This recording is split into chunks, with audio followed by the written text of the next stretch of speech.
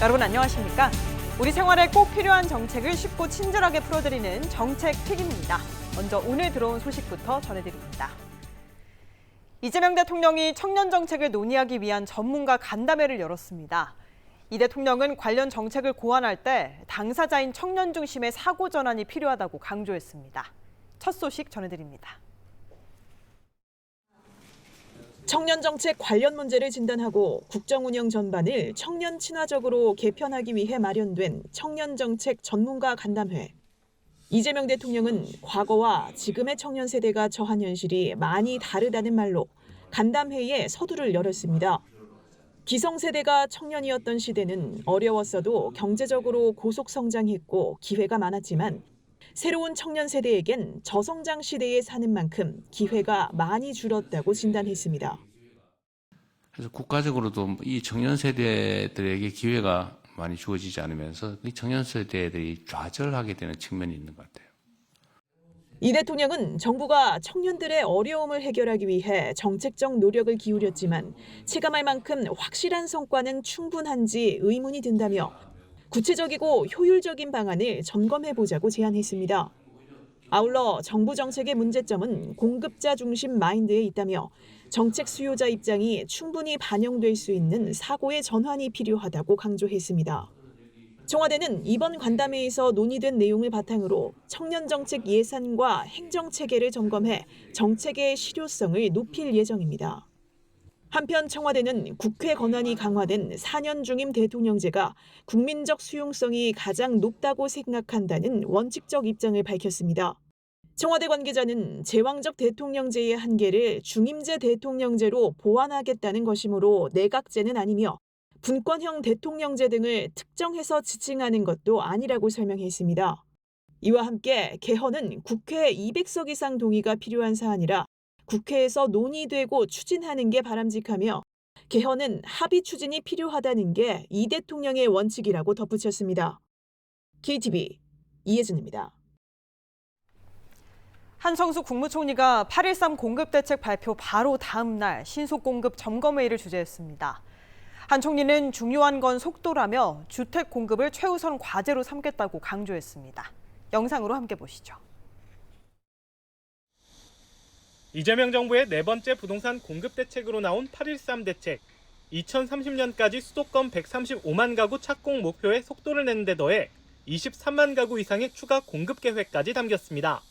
8.13 대책 발표 바로 다음 날 한성숙 국무총리 주재로 범부처 주택 신속 공급 점검 회의가 열렸습니다.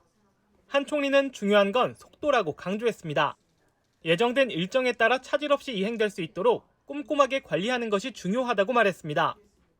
대책 발표 하루 만에 국무총리 주재로 제1차 범정부 주택 신속 공급 점검회의를 개최해서 향후의 이행 과정과 계획을 논의하는 이유도 이번 대책을 속도감 있게 실행해서 반드시 국민들이 체감하는 결과를 만들어내야 된다고 생각하기 때문입니다.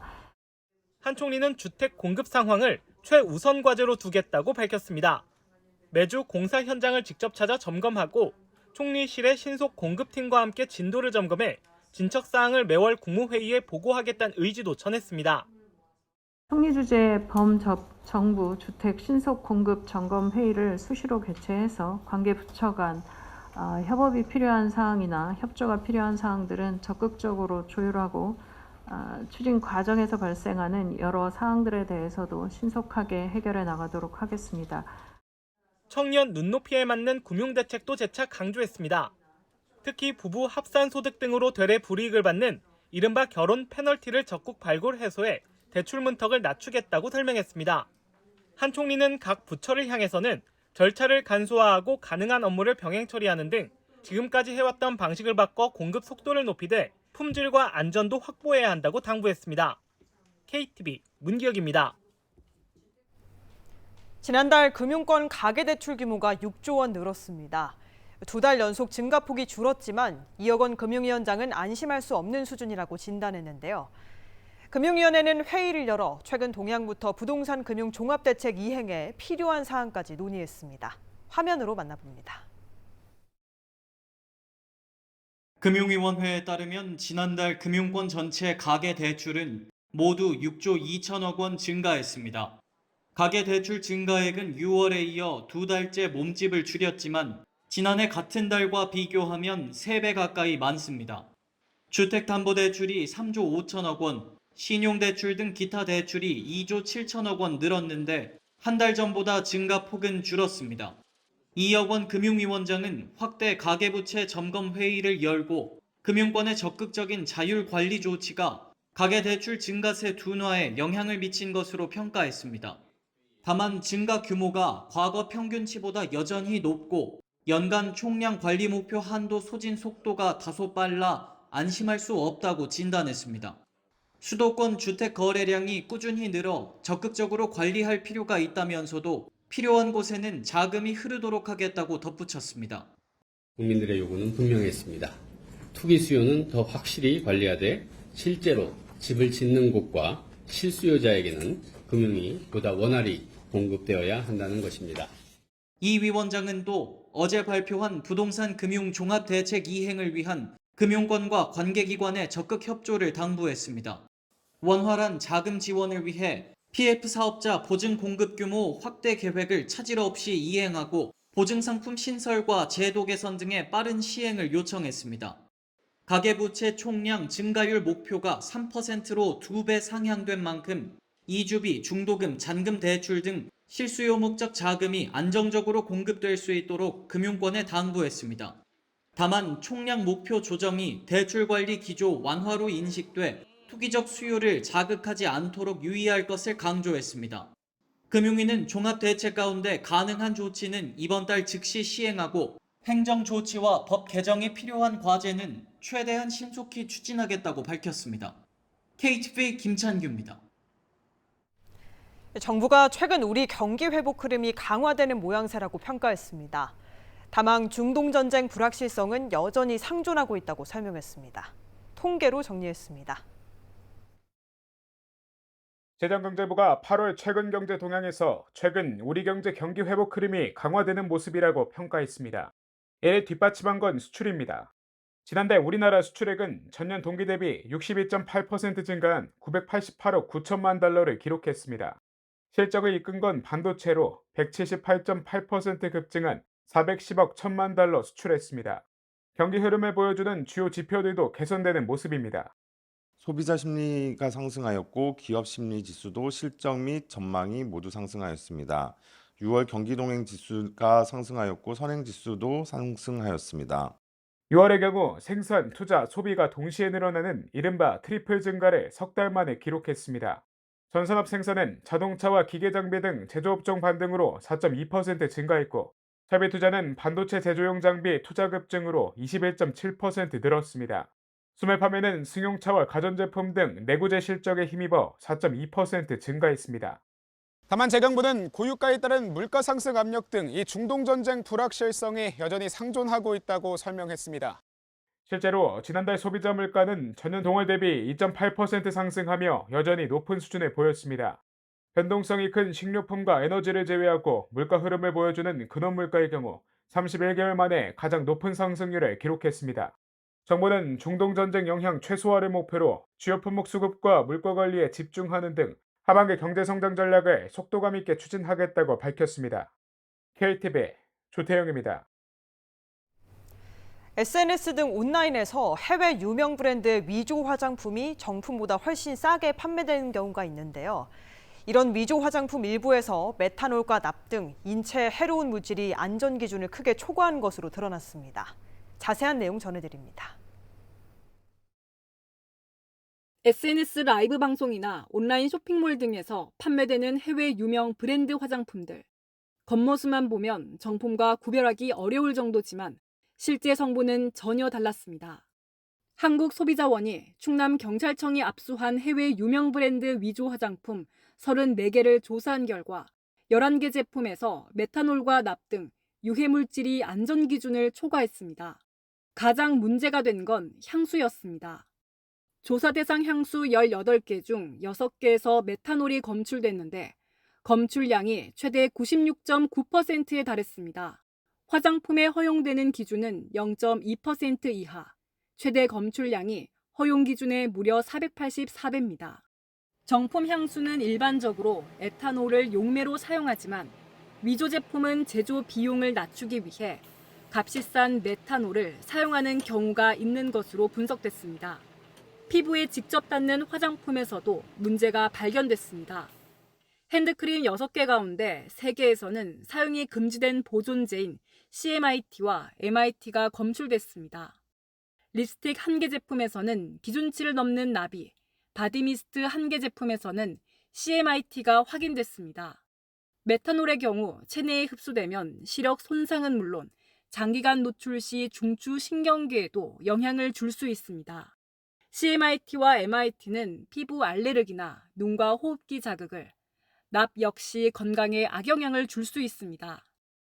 위조 화장품은 주성분 배합에 대한 안전성 검증과 제조 과정의 위생 관리가 미흡할 가능성이 높기 때문에 소비자는 출처가 불분명한 위조 상품은 사용을 즉시 중단하고 폐기하여야 하며, 또 화장품은 해당 브랜드의 공식 홈페이지나 인증된 매장 등 공식 판매처에서 구매하는 것이 가장 안전하다고 강조했습니다.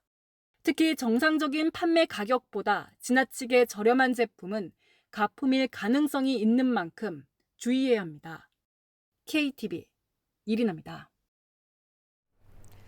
삼복더위의 마지막인 말복에도 전국 곳곳에서 무더위가 이어졌습니다. 광복절인 내일부터는 제주와 남부지방을 시작으로 비가 내리겠고 일요일에는 전국으로 확대되겠습니다.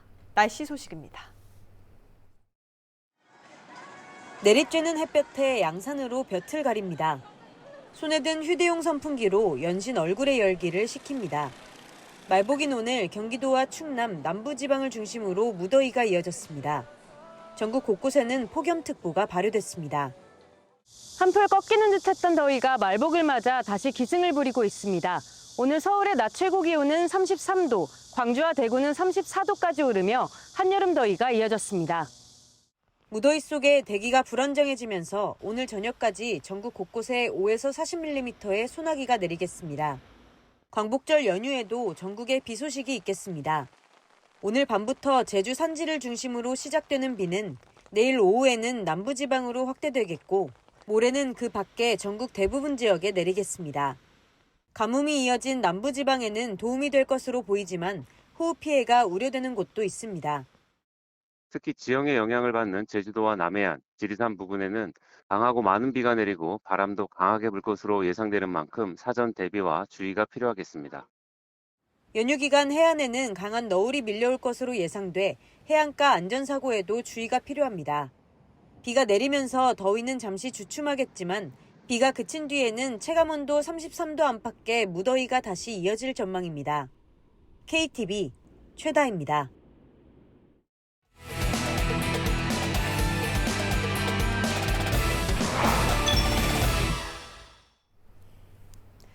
일본군 위안부 피해자 기림의 날 기념식이 열렸습니다. 국가기념일로 지정된 이후 9번째 기념식입니다.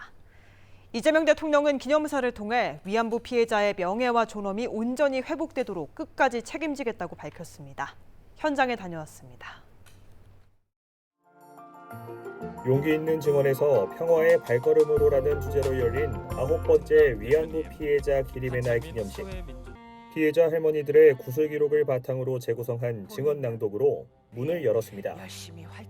분하고 답답했지만 오랫동안 말하지 못한 채 살아가야 했습니다. 그러나 내 처지가 하도 원통해 어디에라도 이야기하고 싶었습니다. 1991년 8월 14일 더는 침묵하지 않고 세상 앞에 나섰습니다.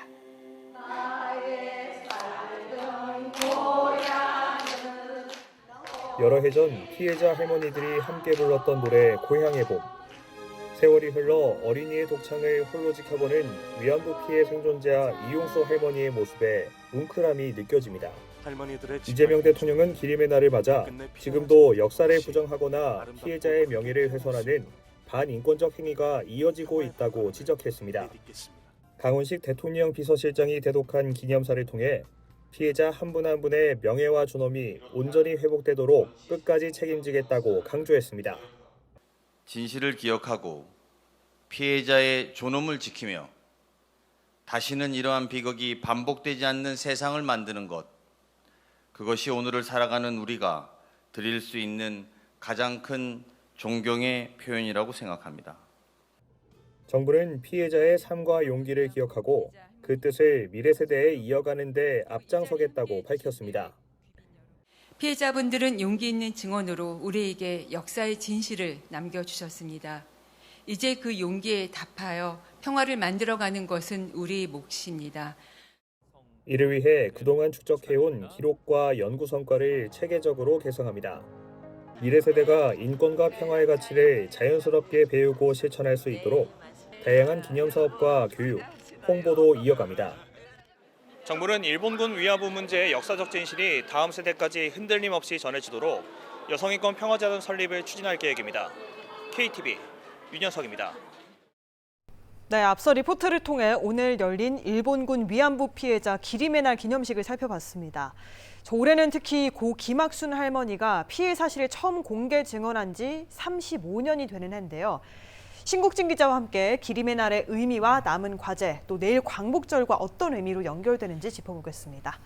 자, 신 기자, 먼저 8월 14일을 기림의 날로 기억하는 이유가 뭘까요? 네, 1991년 8월 14일 고 김학순 할머니가 일본군 위안부 피해 사실을 처음으로 공개 증언했는데요. 이후 다른 피해자들이 증언이 이어지면서 그동안 알려지지 않았던 피해의 실상이 세상에 알려졌습니다. 네. 그래서 용기 있는 증언이 시작된 8월 14일을 기억하기 위해 국가 기념일로 지정이 됐습니다. 그런데 이제 생존해 계신 피해자들도 많지 않은 상황이라고요? 네, 그렇습니다. 정부에 등록된 피해자가 240명 가운데 현재 생존해 계신 분은 5명이십니다. 네. 정부는 생존해 계신 분들을 위해 간병인 비용과 건강치료비를 지원하고 주거와 생활 환경 개선 등 심리, 정서 지원을 하고 있는데요. 피해자들의 증언을 직접 들을 수 있는 시간이 많이 남아있지는 않습니다. 네. 그 남아 계신 피해자들의 존엄과 명예를 지키는 것과 함께 그분들이 남긴 증언과 기록을 잘 보존해서 다음 세대에 전하는 일이 중요한 과제가 됐습니다. 네, 저희가 앞서도 잠깐 화면으로도 보내드렸다시피 사실은 뭐 지원금을 지급하는 것뿐만이 아니고 건강이나 주거 안전까지 좀 챙기는 모습인데요. 오늘 기림의 날 기념식에선 또 어떤 메시지가 나왔을까요? 네, 정부는 피해자들의 명예와 존엄을 회복하기 위해 끝까지 노력하겠다고 강조했습니다. 또 피해자들의 기록과 연구 성과를 계승하기 위한 여성인권평화재단 설립도 추진하고 있는데요. 결국 피해자 지원과 함께 역사적 사실을 제대로 기억하고 기억하는 기반을 만드는 것도 중요하다는 의미로 볼 수 있습니다. 네. 오늘이 8월 14일 기림의 날이고 그리고 내일이 8월 15일 광복절입니다. 아마 이어지는 데 의미가 있겠죠? 네, 그렇습니다. 광복절은 일제의 식민 지배에서 벗어나 주권을 되찾은 것을 기념하는 날이잖아요. 네. 광복을 이야기할 때 당시를 살아낸 사람들의 고통과 피해까지 함께 기억할 필요가 있습니다. 해방이 됐다고 해서 피해자들의 상처와 고통까지 그날 끝난 것은 아니기 때문인데요. 그런 의미에서 오늘 기림의 날은 내일 광복절을 맞아 광복의 의미를 다시 생각하게 하는 것 같습니다. 네. 특히 올해 광복절에는 미국과 중국 등 5개국에 거주하는 독립유공자 후손 21명이 초청을 받아 우리나라를 찾아왔는데요. 독립운동가의 후손들이 현충원을 참배하고 독립기념관과 서대문 형무소 역사관 등을 찾은 뒤 광복절 경축식에도 함께 참석할 예정입니다. 이처럼 독립운동의 역사를 기억하고 이어가는 일과 피해자들의 증언을 기억하는 일은 결국 같은 방향에 있다고 볼 수 있습니다. 과거의 역사를 잊지 않고 그 의미를 다음 세대에 이어가는 것, 그것이 광복의 의미를 오늘에 되살리는 일이라고 생각할 수 있을 것 같습니다. 네, 결국 기림의 날과 광복절을 관통하는 하나의 메시지는 기억이라고도 할 수 있겠네요. 네, 오늘이 우리가 무엇을 기억해야 하는지를 생각하는 날이라면 내일 광복절은 그 기억을 바탕으로 어떤 사회를 만들어갈지 생각하는 날이라고 볼 수 있을 것 같은데요. 네. 피해자들의 목소리를 기억하고 역사적인 사실을 제대로 기록하고 다시는 전쟁과 폭력으로 인간의 존엄이 훼손되지 않도록 하는 것, 그것이 기림의 날과 광복절의 의미를 오늘에 이어가는 일이라고 생각하고 있습니다. 예, 과거를 기억하는 일에서 그치지 않고 그것을 인권과 평화의 가치로 이어가는 것, 그것이 중요하다 이렇게 설명을 해주셨고요. 잘 들었습니다. 자, 신국진 기자와 함께 일본군 위안부 피해자 기림의 날의 의미와 남은 과제 그리고 광복절의 의미까지 짚어봤습니다. 다음 픽입니다. 8월 중순에 접어들었지만 평년보다 높은 기온이 계속되면서 9월까지 늦더위가 이어질 것으로 예보되고 있습니다. 이에 따라 행정안전부는 지방정부에 재난안전관리 특별교부세 80억 원을 투입하기로 했는데요. 8월 말까지였던 여름철 수상안전대책기간도 9월 중순까지 2주 더 연장됩니다. 취재기자와 자세한 내용 짚어보도록 하겠습니다. 자, 정유림 기자, 9월까지 이렇게 기간을 늘린 건 아무래도 이런 늦가을, 초가을이죠. 이때도 여름 피서객들이 많을 거란 예상 때문인가요? 네, 맞습니다. 기상청이 8월 이후에도 평년보다 높은 기온이 이어질 것으로 전망했기 때문인데요. 그래픽 화면 준비했거든요. 네. 실제로 지난해 9월에도요, 수상안전사고가 여러 건 발생했습니다. 최근 3년 동안 9월에 발생한 순환사고만 지금 한 해 평균 883건에 달합니다. 정부는 8월이 끝났다고 해서 물놀이 안전관리까지 끝낼 상황은 아니다, 이렇게 판단을 한 겁니다. 네, 생각보다 이 9월에도 물놀이 사고가 굉장히 많네요. 네, 그렇습니다. 여기에는 단순한 물놀이뿐 아니라 이제 계곡이나 급류에서 일어난 각종 순환 사고가 모두 포함이 되는데요. 네. 특히 늦더위가 이어지면 주말을 중심으로 계곡과 하천을 찾는 나들이객이 계속 이어질 수 있습니다. 이 때문에 행정안전부는 당초에 이달 31일까지였던 수상안전대책기간을 다음 달 13일까지 2주간 연장해서 현장 안전관리를 이어가기로 했습니다. 어쨌든 안전을 더 관리해 준다는 거니까 이건 너무 좋은데 인력도 들어가고 그리고 장비도 확충해야 하고요. 돈이 좀 필요할 것 같은데요? 네, 그래서 이제 정부가 재난안전특별교부세 80억 원을 긴급 투입하기로 했습니다. 네. 재난안전특교세는 지자체가 예상치 못한 재해를 겪거나 또 비상안전관리가 필요할 때 중앙정부가 내려주는 일종의 비상안전예산이라고 보시면 되는데요. 보통 지자체들은 8월 말까지 쓸 이 안전요원 인건비나 장비 예산을 세워두는데 이번처럼 이제 늦더위로 대책기간이 갑자기 2주 이상 늘어나면 이제 지자체 자체 예산만으로는 안전요원을 계속 고용하거나 또 순찰을 돌기가 어렵습니다.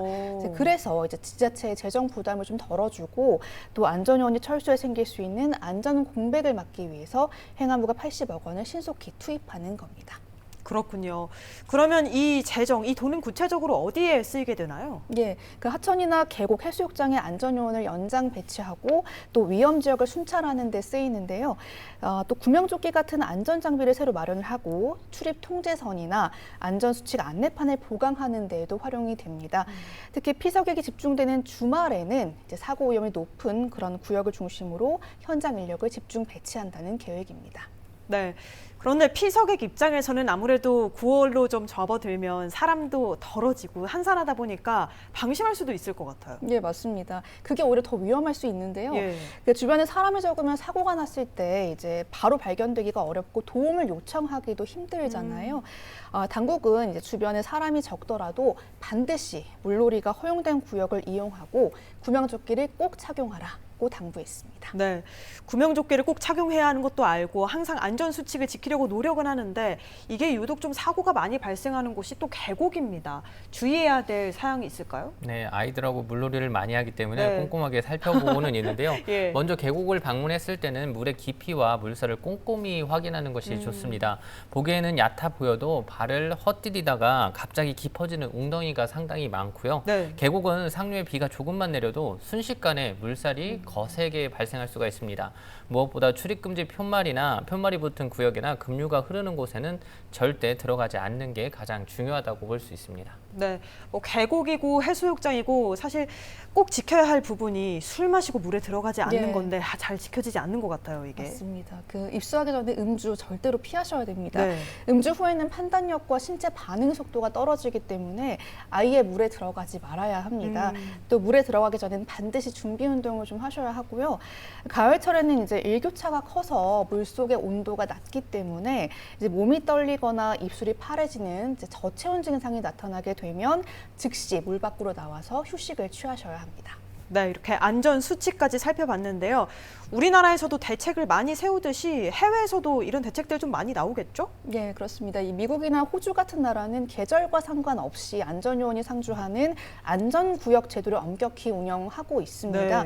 네. 깃발로 안전구역을 명확히 좀 지정을 해두고 또 그 범위를 벗어나면 강력한 과태료를 물리거나 곧바로 퇴장 조치를 하게 됩니다. 또 프랑스와 독일 같은 경우에는 어릴 때부터 이제 생존 수영을 의무적으로 가르치고요. 위험 지역에 들어갈 때는 보호자 동행을 법으로 강제해서 인명사고를 줄이고 있습니다. 우리나라 같은 경우도 이제 지자체 단속에 그치지 않고 이제 위험 지역 무단 출입에 대한 법적 제재를 강화해 나가는 그런 추세입니다. 네, 이야기를 좀 한 김에 지금 남부 지역의 가뭄 상황도 좀 살펴보면요. 워낙에 상황이 심각하다 보니까 행안부가 물놀이 안전과는 별개로 계속해서 이 대응책을 내놓고 있잖아요. 어떻습니까? 예, 그렇습니다. 경남을 비롯한 남부 지역의 저수율이 평년의 절반 수준에도 미치지 못하면서 가뭄 피해가 심각한데요. 네. 정부는 이제 급수차를 추가로 투입하고 이동식 양수기를 늘리는 등 농업용수 그리고 생활용수 공급에 총력을 기울이고 있습니다. 소방청 역시 국가 소방동원령을 연장하고 급수 지원 활동을 계속 이어가고 있는데요. 광복절 연휴 전국에 좀 비가 예보되어 있는데 남부지방 해갈에 조금이나마 도움이 되었으면 좋겠습니다. 네, 남부 지역의 이런 가뭄 상황 또 많은 관심이 필요할 것 같고 또 물놀이에도 안전수칙 꼭 지키는 것도 잊지 마시기 바랍니다. 자, 잘 들었습니다. 오늘도 기자들과 함께 꼭 알아야 할 정책들 함께 짚어봤는데요. KTV 라이브 정책 픽 여기서 마칩니다. 저희는 다음 주 화요일 오후 7시에 다시 찾아뵙겠습니다. 시청해주신 여러분 고맙습니다.